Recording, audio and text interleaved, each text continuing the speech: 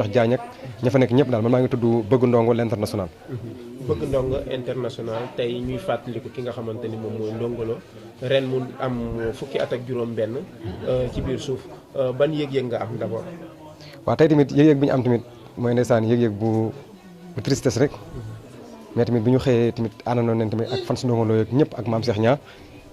tamit ñaanal ko wax dëgg fi yàlla parce que nit ki moom bu fi jógee ñaan rek la am mais yëg-yëg bi ñu am nag mooy suñu xool sori na trop parce que tamit ki la daan bëggal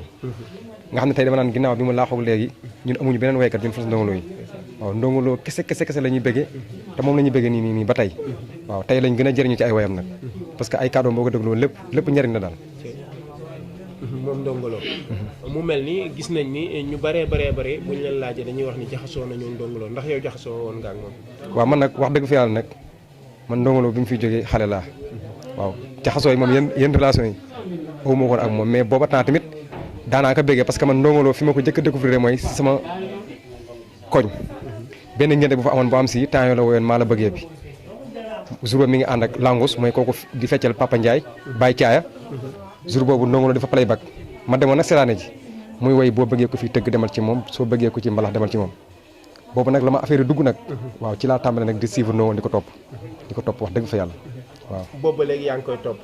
fukki at ak juróom-benn lan nga ñuy gën a inspiré ci Ndongo Lo. waaw Ndongo Lo moom comme ni ma la waxee rek tey Ndongo Lo moo dem ba inspiré ma tijji chaîne YouTube bi maa ngi tijji en 2007 laa ko tijji je pense que sax maa ngi nuyuwaale celui de passage seen patron parce que seen patron sama ami la dañuy jokkoo ci Facebook beeg lu ne waaw ba tax na moom daanaa jël yéen flowers Ndongo Lo sax di ko jox mu di ko publier parce que Pikine bi Buzz TV waaw chaîne télévision bu mag la te moom tamit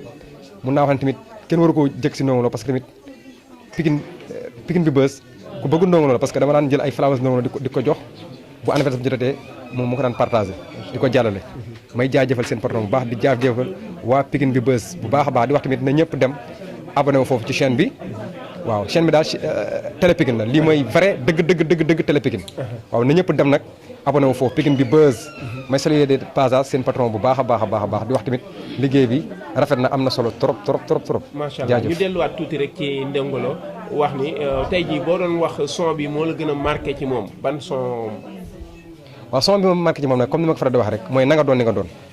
kippeel li nga doon bàyyi maag li ma doon loolu moom du ma taayee di ko wax parce que boobu son boobu mën naa ni Ndongo Lo woyu ko hasardement nii rek parce que loolu alxuraan la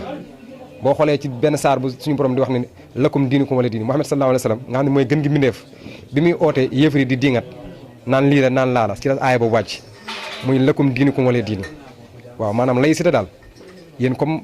wone leen ba sonn nangu leen tuub dugg si diine ji seen diine dund leen ko ngeen bàyyi tamit waa islam bi dund seen diine waaw muy na nga doon li nga doon bàyyi maa li ma doon te loolu je pense que bu ko Sénégal ak àdduna beeg ñëpp jëfe woon rek Sénégal day jëm ci kaw ci kanam maanaam ku nekk nga respecté tamit la muy def gérer la ngay def maanaam kenn bañ a xeebal dara keneenam daal di gërëm nag groupe bi nga xam tamit dañuy jàppale maam Cheikh Niang muy waa groupe bu VIP maam Cheikh Niang family président ba Cheikh Diagne Naar Ababacar Mbaye Thiam ak Pa Abdou di gërëm tamit waa groupe Ndongo Lo démb ak tey di gërëm waa groupe Jàmm Action ñoom grand Djili Niang Assane Ousseynou Cheikh yaa xam te ñoom dañoo baax ba mooy loolu noonu di bëgg ñun ñëpp parce que ñoom tey moo war a teewaay bii nii tey gars yëpp fan sami axlu bi ñëpp ñu ngi ñëw teew kii nii nga gis ma feggool nii kii dinaa ñëw sama magasin xam na bu baax a baax fi may jaayee dinaa ñëw di ma indil bagage yore camion booba temps sax ndeysaan bu daan ñëw fekk benn cadre Ndongo Lo ci biir place bi mu naan ma waaye kon na nga déglu Ndongo Lo moom tamit ku bëgg Ndongo Lo la parce que daan nekk foofu di woyante ay woy Ndongo Lo moom xamante nañ loolu nekk ay lu yàgg la ay 2008 waaw lu yàgg waaw Ndongo Lo daal ci xol moom dara du ko dindi